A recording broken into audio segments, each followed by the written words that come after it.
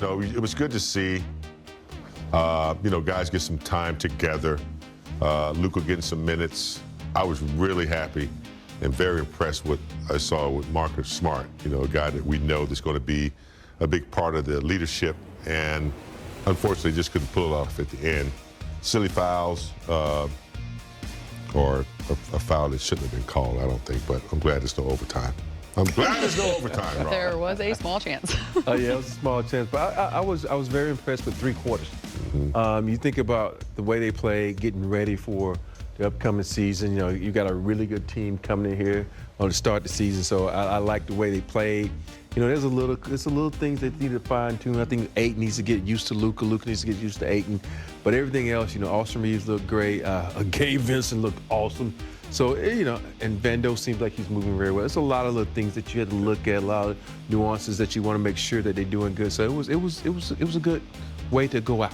Which they certainly had a chance this training camp or last couple of weeks to lay foundations, get a decent amount of practice time, because as you guys know, not everyone is available every single night. I do want to start with Luka Doncic because he did play tonight. As we know, it was the final dress rehearsal, as JJ called it.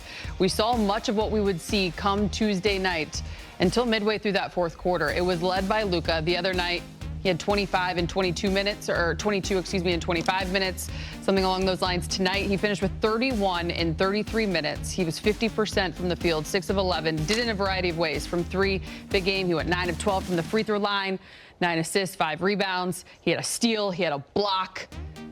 Yeah. Luka Doncic. It's the 9 assists that I think, most impressed with, and the things that we, expect from him. Luka can score what he wants to, and I think he's doing a really good job of trying to navigate his way through playing with different players. I think he's ready. I don't see anything he needs to improve on. We know he wants to play better defense and get that concept down. But I think as far as getting used to the players, it won't take him a long time, because what he does on the floor kind of dictates where everybody is and where they'll be rolling and cutting, and he seems to be able to find them with ease. Yeah, Luka, that's one thing about Luka. He's always able to score, but like you said earlier, 9 assists, where he was to get people involved at the right time, at the right moment. So it's like one of those things where you need to just go to practice and walk through some stuff, talk to one, communicate, because that's going to be so important, because we know that everybody else is going to do their things, but those two need to be on the same game plan. And it's going to certainly take a little bit of time as they get there. I do want to take a look at the starters that played tonight. Why? Because JJ was very JJ before this game. When asked if this was going to be his starting lineup, he was very coy, and then moments later asked if this was going to be the starting lineup that we would see on Tuesday. And he said, well, it's a final dress rehearsal. Why wouldn't it be? So make of it what you want there, but not a bad night for the starting 5 big game. When you think of that group as a starting group, you can interchange when you want to. You can throw Vanderbilt in there time to time, but I like it because of the reason I like it because of Gabe. Gabe's emergence, a healthy player, an experienced player, and then I think having Ayton and Hayes is going to free Rui up to do what he's a specialist at, and that's bully ball and take advantage of matchups. So yeah, I mean that's a good starting lineup, and I think they can deviate if he needs to. I look at this lineup and I look at one thing. He said dress rehearsal. You think about who their first game was against. It's not a very tall team. Mm-hmm. So this is a small lineup. You think about it, you got Gabe and AR there and Luka. That's a small lineup right there. And so you're going up against one of the smallest lineups in Golden State. You think about it, they start Draymond Green as center. And Draymond Green, I stood next to him. That dude ain't about 6'6" or 6'8", Allie. He's short. And so this is a dress rehearsal for them. But the one thing that they say, you got to know when to hold them and know when to fold them. And AR needs to know when to hold them, know when to fold them. You 0 for 7. I know you're trying to shoot everything out, but this is a time where pump fake, relocate, do something. So there's little things like that they, today's player, they always think, oh, I'm going to get that next one to fall. And they get so pig-headed sometimes, bull-headed, that they want to take it. See, this is a lineup when I say, okay, Gabe is shooting the ball like that. Penetrate. Kick it to Gabe. Find someone else. So it's little things like that that I want to see. They got to improve on if they want to get better and get some wins without the king, sitting on the bench. If I could carry a tune, this show is about to go off the rails. Just so you know, I caught that. I do want to talk a little bit about Marcus Smart, guys, because he started training camp dealing with that Achilles tendinopathy. He didn't play until game 3. He only played in 2 of the 6. Unlike the other night, though, where he was scoreless in 20 minutes, JJ wasn't the biggest fan of that, despite what we know he brings defensively. Rob, I'll start with you. 14 from him tonight, hit a couple of threes, just the activity. What's impressed you about Marcus? Watching him, I didn't realize his handle was that good. Yeah, overcoming the Achilles, and I think he also had like a hand injury that he's overcome. You just watch him play. He's the only guy on the floor tonight. You know, he's diving out the balls. It just his activity and his presence on the court. It's just something about the way he plays. Tough every play.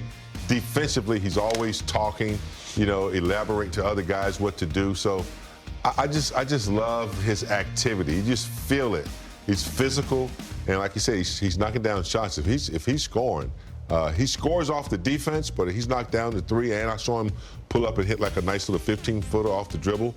But his activity, it's just strong. You feel it out there. He's physical. He's bumping. He's talking. And that's what the Lakers are going to need every night. You could feel that renewed energy. He said he's like a dog with a bone hanging over him. He cannot wait to get going. He wants one more. What's that look for? Time to hear from Coach JJ Redick. He's brought to you by your Toyota dealers. JJ, what stands out the most tonight, and anything that kind of correlates with what you've seen throughout the preseason that you're thinking about before the regular season opener? The biggest thing from tonight was just our passing. 28 assists, 10 turnovers, 9 live ball or dead ball turnovers, 1 shot clock violation. The reality is we should have about 35 assists. We've got to figure out our lobs, and then we had a couple Harlem Globetrotter plays when the simple play was right there. But we had multiple possessions where everybody touched it. We created multiple advantages, got good shots, some of which we didn't make. But I liked our offensive flow and execution for most of the game. Not a great defensive start, but there were some really good things in the second, third quarter. I challenged the guys to be into the basketball more. We were just so far off the body every time we got a nice or a weak call, and they were better in the second half. Better, not perfect, but better. And I think just overall, good to have like a Marcus Smart game. Did some really good things, and that's a positive sign for us going into the regular season. All the our starting 5, all in the plus minus, and 3 of them in double figures. So I liked overall that group together. So again, another game where I think we took a step in the right direction. To follow up on Smart, the first game he played, obviously just trying to get his legs under him. What did you see tonight, and what does that kind of tell you about where he's at going into the season? Just feel the comfort level, the rhythm, the confidence, all that stuff. He didn't touch the ball a lot against Phoenix, but was shot ready and aggressive off the dribble, made a couple really nice drives, and then defensively just being active and disruptive and physical, dove on the floor. It's just a lot of like Marcus Smart plays in that game.